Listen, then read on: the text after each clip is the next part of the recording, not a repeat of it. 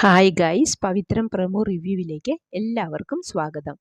വേദ തീർത്തും വിക്രമിനെ ഒഴിവാക്കിയെന്ന് തോന്നിയതുകൊണ്ടാകാം വിക്രം മാഷിനെയും കൂട്ടി വേദയുടെ വീട്ടിൽ വരുന്നുണ്ട്. അങ്ങനെ ഒരിക്കൽ കൂടി മാഷും ശങ്കരനാരായണൻ ജഡ്ജിയും തമ്മിൽ കാണുന്നു.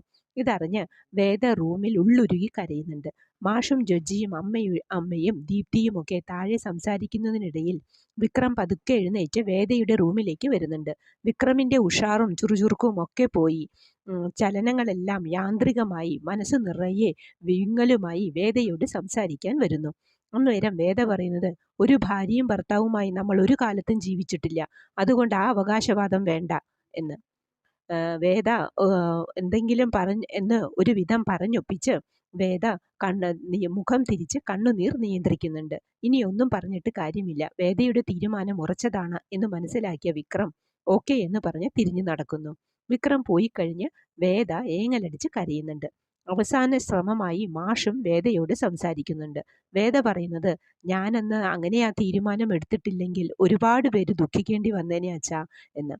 മാഷിന് ചെറിയ സംശയമുണ്ട്, വേദയെ മനഃപൂർവ്വം ആരോ കരുവാക്കുന്നതാണ് എന്ന്. പിന്നീട് വേദയും വിക്രമും ബീച്ചിൽ ഒരുമിച്ച് ചിലവഴിക്കുന്നത് കാണിക്കുന്നുണ്ട്.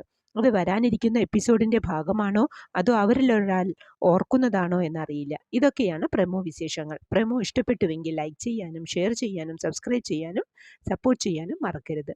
അടുത്ത ഒരു എപ്പിസോഡിൻ്റെ പ്രമോവുമായി വരുന്നതുവരെ കാത്തിരിക്കുക.